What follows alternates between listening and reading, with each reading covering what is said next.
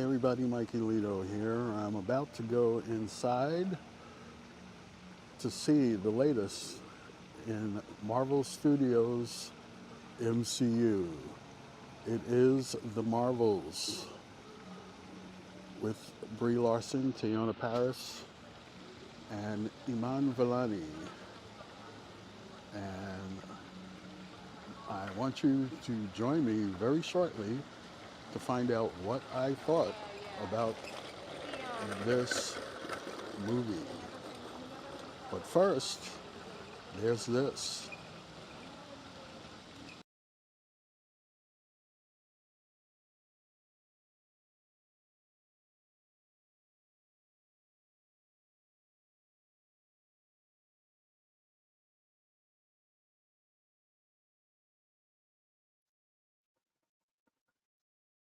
So, hello again, everybody. Mikeylito here.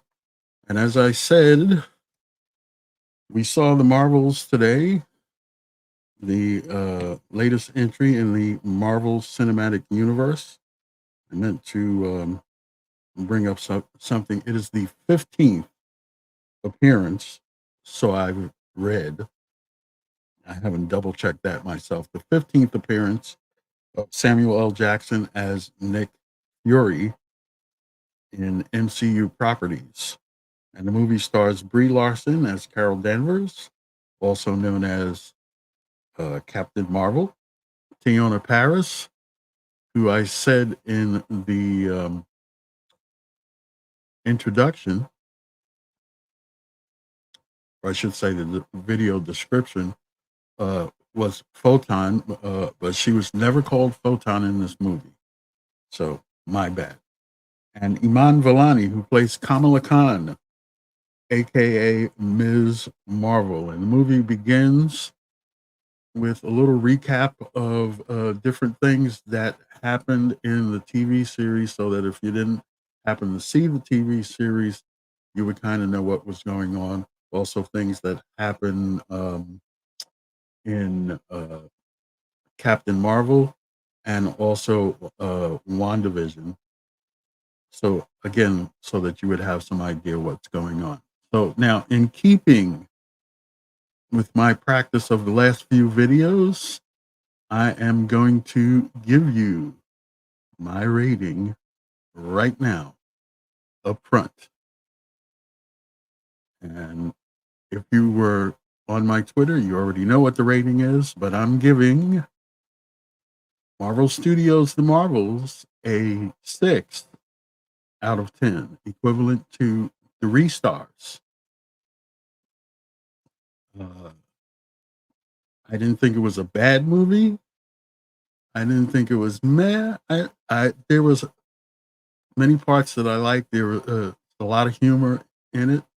There was not a full-blown Bollywood dance scene, which is what I was really looking forward to, but that's not the reason that I gave it a 6. I gave it a 6 because it was really kind of inconsequential, but I'll talk about that in a minute. Not bad, not good, just fair, 6 out of 10. So, let's talk about it, shall we?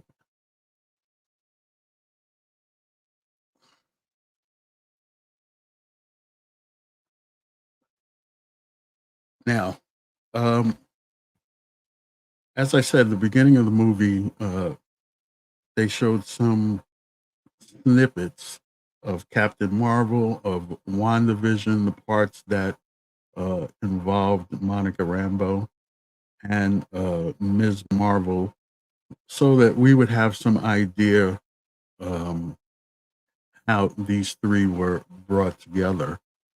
And so, if you did not watch the MCU TV series on Disney Plus, you more or less could get some idea as to what was going on in the movie. Basically, as we saw in the previews, and I was not impressed with the previews, but the movie was better than the previews.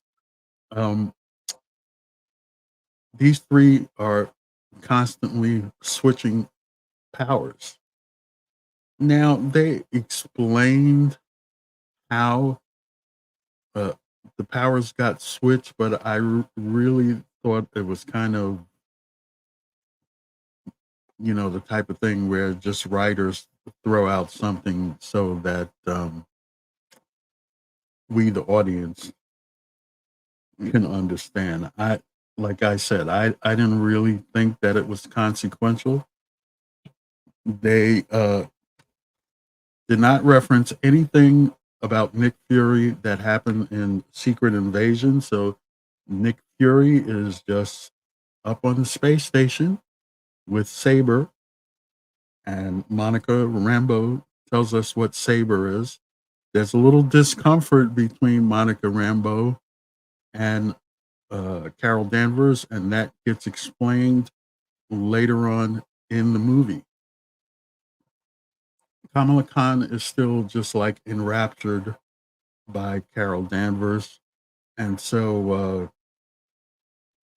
she's doing her idol worship thing at least for a while, and then we have a big bad, and that's actually how the first couple of scenes of the movie began, was with the big bad. So we really didn't understand what was going on, other than the fact that she's on this planet with her crew, the Kree crew, more Kree, and they find a bracelet that mysteriously looks a lot like the bracelet that Kamala Khan wears. So the whole first scene of the first part of the movie is just basically a setup of our three main female characters, and let's clear up something right away. Just because we have three female leads does not mean that the movie is woke. I know I'm going to hear that from somebody over the next few days. Number one, I don't believe in the concept, and number two, had nothing to do with it. But the three of them were perfectly fine interacting and what have you. I didn't think there was a female empowerment thing going on. So this woman, let's see, Darbin, and she's played by Zaw Ashton. She finds this bracelet on a planet, and it turns out that she wants to use it to restore Hala, because Hala has been destroyed by the Annihilator. And we find out very quickly that Captain Marvel is the Annihilator. And we get some background into why she is called that, and what she did to Hala that makes Darbin want revenge from her. We meet some people along the way. Kamala's family is back into it, and that's kind of, I guess, I took a semi dancing scene from the trailer, and it put a concept in my mind that there was going to be a big Bollywood scene, but the Bollywood scene didn't happen. But there was an interesting musical number and an additional character that we met that has some impact on Carol Danvers. So, like I said, I thought the movie was kind of inconsequential. They set up a situation that the our three heroines have to solve before the movie concludes, and I'll leave it to you as to whether or not they solve it or not. There is a in not an end credit scene. There's a scene at the end of the principal film that would normally be a mid credit scene. And there's a mid credit scene that would normally be an end credit scene. There is no end credit scene. There's just some end credit voiceover, similar to what happened in Avengers Endgame. So if you want to leave after the mid credit scene, you're really not going to miss anything. It is those two scenes to give this movie some consequence. So when they say things are changing the way that they never have been before, it is those two scenes uh, that are going to give the movie consequence. So, very quick movie. It's an hour and 45 minutes. An okay way to spend the afternoon. I still have my Raisinets and Goobers. Should you go see the film? If you like the MCU, I would say, okay, go see the film. Um, but the Marvels, I mean, it's not anything super spectacular, but it's not a bad movie. I definitely enjoyed it. And like I said, 6 out of 10,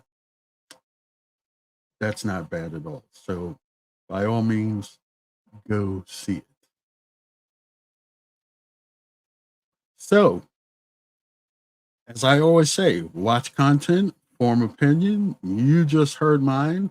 I'd love to hear yours. We have no live comments, so I'm going to go directly into coming attractions. A week from tomorrow, I'm going to see the Hunger Games, something about the songbirds and snake. I can't read the title because it's like super tiny on the screen. Let me see if I can yeah, and you know what the title is. And anyway, I'm going to see that on a week from tomorrow on Friday, November 17th. And you can tune in at 11 p.m. Greenwich Mean Time, which in North America is 6 p.m. Eastern, 3 p.m.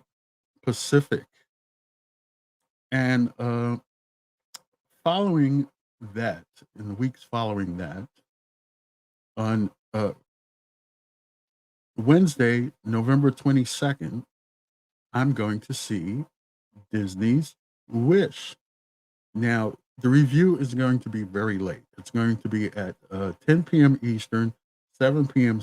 Pacific, 3 a.m. Thursday, Greenwich Mean Time. And the reason why it's going to be so late is because I want Darth Plato to come on the channel and do a review of Napoleon. I don't know whether he's going to do it or not, but the offer is out there.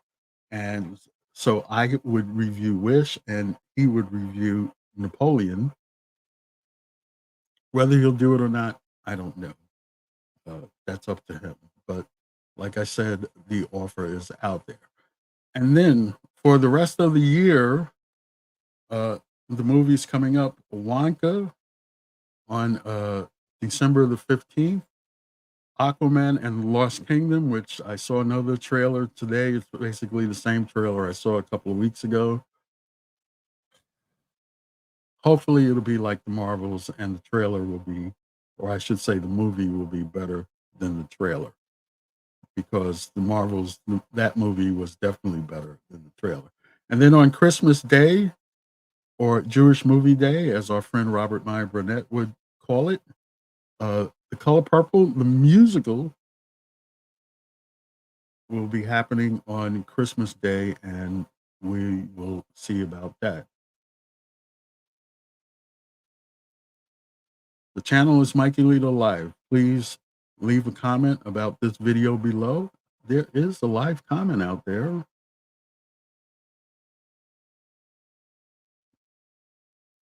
Dan Candy says, I'll probably wait till it's on Disney Plus. Dan, I honestly cannot say that's a bad idea. I mean, there's really not a lot happening with the MCU on Disney Plus right now, so waiting for this to hit Disney Plus would be okay. But I mean, if you have like Real Unlimited and you want to see it and not have to pay any extra money and what have you, it like I said, it's an hour and 45 minutes. It's not a bad watch, and your opinion might be different than mine. So we'll see. Like and share this video. Subscribe to the channel, and if you're looking for me on social media, you can find me on one of those channels. I'm principally on Twitter/X and on YouTube, but you can find me on Vero, Facebook, uh, Instagram, WhatsApp, Threads. My leisure blog is Mikeylito.blog, and my opinion blog about things not entertainment is on Mikeylito.com. So until a week from tomorrow, when I will be going to see the Hunger Games prequel, something to do with songbirds and snakes. I should know the title, but I don't. This is Mikeylito saying thanks for watching. Ciao for now, and I will see you next time. Take care. Bye bye.